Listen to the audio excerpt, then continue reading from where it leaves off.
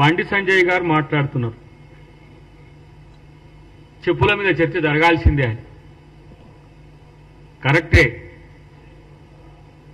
పోతే చెప్పులెత్తుకపోతామని భయపడుతున్నారు అంటే అంత భయంతో బీజేపీ ప్రభుత్వం ఉంది అని అంటే ఈ చెప్పుల మంత్రికి తలిగింది ఎక్కడో. ఆయనే కదా అమిత్ షా గారి చెప్పులు మోసుకుపోయిన ఆయన. మన కాడ మన టెంపుల్లో మహంకాళి టెంపుల్లో చెప్పులు మోసిన మంత్రి ఆయన చెప్పుల గురించి అలా మాట్లాడుతున్నాడు. మీరు కానీ కిషన్ రెడ్డి గారు కానీ బహిరంగ చర్చకు వస్తే కేంద్ర ప్రభుత్వం నుంచి మీరు తెచ్చిన మీరు ఇచ్చిన నిధుల వాటా గురించి తెలుస్తామా? ఎక్కడికైనా రాగలరా? ఇవన్నీగా మీరు సమయం చెప్పినా సరే ప్లేస్ చెప్పినా అన్ని పాత అడిగిన రికార్డులు. మేము బీజేపీ ఆఫీస్కే వస్తాం. చలో ఏ రోజో చెప్పమనండి. తెలంగాణ ప్రభుత్వం ఎన్నిసార్లు మోడీ చుట్టూ తిరిగింది? మీరు కొడుతున్న బోడిగుండుకు కారణాలు మీరు చెప్పాలి. ఎన్ని వేల కోట్ల రూపాయలు ఎన్ని లక్షల కోట్ల రూపాయలు మా ప్రభుత్వం వచ్చినాక మీరు ఇచ్చిందో చెప్పాలి.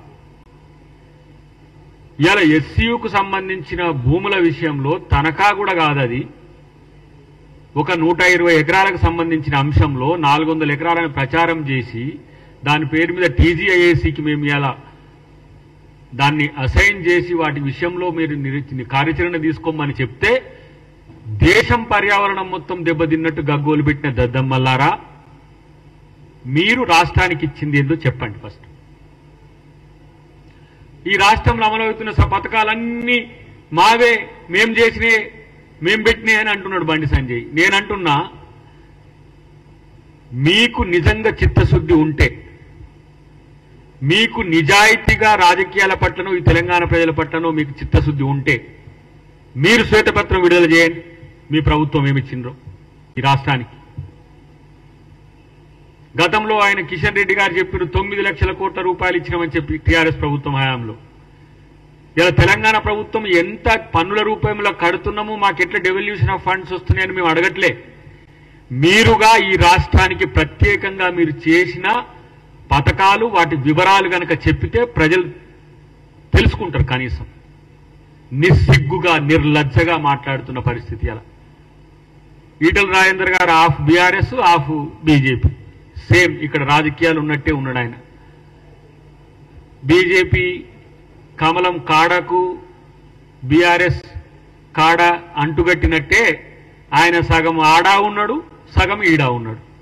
మరి మీరు ఫైనాన్స్ మినిస్టర్గా ఉన్నారు కదా, ఈ అరిష్టంతో చేస్తున్న ఇంత పెద్ద ఎత్తున చేస్తున్న అప్పులు వద్దని చెప్పి నివారించిందా మీరు?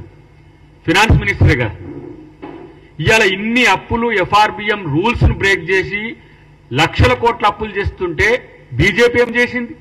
కేంద్ర ప్రభుత్వంలో ఉన్నారు కదా. మరి ఆ రోజు లేవని నోర్లు ఈ రోజు ఎట్లా లేస్తున్నాయి? దేని కొరకు లేస్తున్నాయి? దేన్ని సాధించడానికి లేస్తున్నాయి? అంటే ఇవాళ రాష్ట్రంలో ముఖ్యమంత్రి గారు, డిప్యూటీ సీఎం గారితో పాటు మంత్రివర్గము ఎన్ని రకాల ఇబ్బందులు ఆర్థికాంశాల్లో వచ్చినప్పటికి కూడా దుబారాన్ని తగ్గించడమే కాదు, ఎక్కడ కూడా ప్రజలకు తగ్గకుండా చేస్తున్న కార్యాచరణ మీకు ఇలా కళ్ళ కుట్రుగా ఉంది. ఎక్కడ మేము తక్కువ చేసినామో చెప్పండి.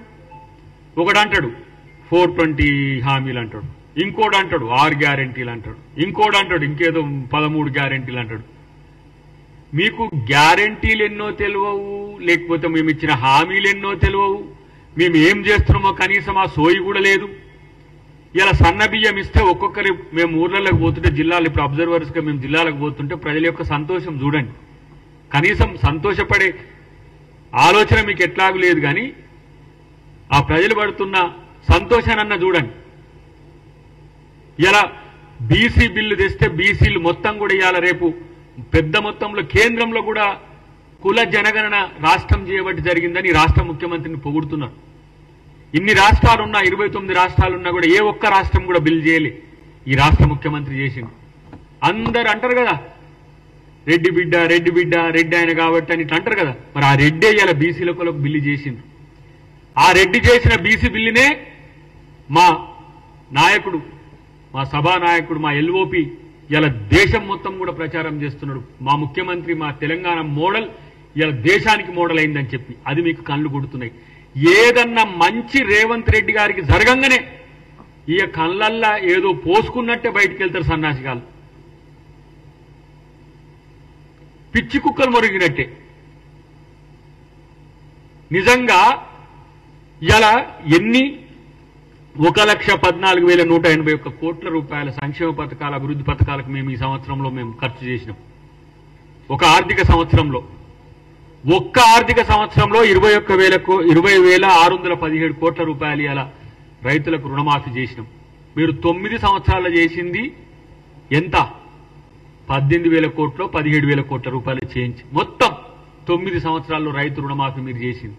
ఒక్క సంవత్సరంలో మేము చేసింది 20,617 కోట్లు. ఇక ఆయన రైతు భరోసా ఉంటుందో ఉండదో అని ఒకటే ముండ మూసినట్టు ఆయన మాట్లాడుతూ ఉన్నాడు. బండి సంజయ్, నువ్వేమీ ఆ బాధపడకు నాయన, భరోసా ఎవరు రైతు భరోసా తీసేస్తామని ఎవరు అనలే. మీకు చేతనైతే ఆ మోడీ గారి కాడ పోయి కూర్చొని ఏమన్నా ఉంటే సాధించుకొని రండి. కనీసం విభజన చట్టంలోని అంశాలనన్నా సాధించుకొని రండి. 11 సంవత్సరాల మీ పరిపాలనలో ఇలా మీకు 8 ఎంపీలు ఇచ్చిండ్రు, 8 ఎమ్మెల్యేలు ఇచ్చిండ్రు, మిమ్మల్ని ఇద్దరిని మంత్రులుగా కూడా ఇక్కడ ఎలగబెట్టమని పంపించిండ్రు. మీరు ఏం చేస్తుండ్రు? పొద్దుగాల లేస్తే ఇలా ప్రభుత్వం మీద ఆడిపోసుకోవడం తప్పితే మీకు ఇంకో పని లేదు. ఆ పక్క రాష్ట్రంలో ఉన్న 2 మంత్రులు పాపం వాళ్ళు వాళ్ళ పేర్లు కూడా సరిగా గుర్తులేదు. ఆంధ్రప్రదేశ్ లో ఉండే కేంద్ర మంత్రుల పేరు వారు పోయి ఏ విధంగా లక్షల కోట్లు, ఇలా మొన్న 1,00,000 కోట్లు దానికి అమరావతికి, వాళ్ళని చూస్తే సంతోషం అనిపిస్తుంది అట్లీస్ట్. ఎందుకంటే మనతో విభజించబడి ఆర్థికంగా నష్టపోతున్నామన్న ఆంధ్రప్రదేశ్ కొరకు అక్కడ ఉన్న బీజేపీ మంత్రులు కొట్లాడుతున్నారు. మీరేం చేస్తున్నారు? బూడిద ఇక్కడ. ఇలా మీకు కనీసం చేసే పనుల్లో ఇలా మేము చేసే పనులు ఎందుకు చేస్తున్నామో. ఇక మొన్న ఆయన వెళ్ళిండు మన బకాసురుడు బయటికి వెళ్ళి బస్సుల కాడ కొట్లాడుతున్నారు అంటుండు కేసీఆర్. మరి తీసేద్దామని చెప్పి నీ పార్టీ రెజల్యూషన్ చేయి, ఫ్రీ బస్సు మహిళలకు తీసేద్దామని చెప్పి మీ పార్టీ రిజల్యూషన్ చేయండి. వచ్చి మీ పార్టీ ఆఫీసు మీరందరూ కూడా కొట్టుకపోయే పరిస్థితి ఉంటుంది. 100 కోట్ల రూపాయల ప్రభుత్వం వాటికి వెచ్చిస్తున్నది ఫ్రీ బస్ కొరకు. ఫ్రీ పవర్ ఇస్తే ఏడిస్తున్నారు అని అంటారు. రాజీవ్ యువ వికాసం పేరు మీద 4 లక్షల వరకు ఇలా లబ్ధిదారుల ఎంపిక జరుగుతున్నది. 52,000 ఉద్యోగాలు ఇచ్చినాం. 52,000 ఉద్యోగాలు ఇలా కల్పన చేసినాం. 30,000 పైచిలకు ఉద్యోగాలకు మళ్లీ నోటిఫికేషన్స్ చేసినాం. మీకు కనీసం కండ్లున్నా కనబడని స్థితిలో మీరుంటిరి. అన్నిటికంటే ముఖ్యంగా వీళ్ళు ఒక మంచి పని జరిగిన వెంటనే పోలోమని బయటకు వస్తున్నారు బీజేపీ బీఆర్ఎస్ నాయకులు. ఎందుకంటే వీళ్ళు క్రెడిబిలిటీ అనేది లేని నాయకులు కాబట్టి. ఇలా మనోడు మాట్లాడుతున్నాడు కేటీఆర్, ఇలా రేవంత్ రెడ్డి గారు వచ్చిన తర్వాతనే మొత్తం ఆర్థిక పరిస్థితి అంతా కుంటుపడ్డదన్నట్టుగా మాట్లాడుతున్నాడు. నేను చెప్తున్నా కేటీఆర్, నీకు తెలుసో నువ్వు మరి ఏం చదువుకున్నావు నాకు ఇంకా తెలియదు. నేనైతే కామర్స్లో డాక్టరేట్ ఉంది నాకు.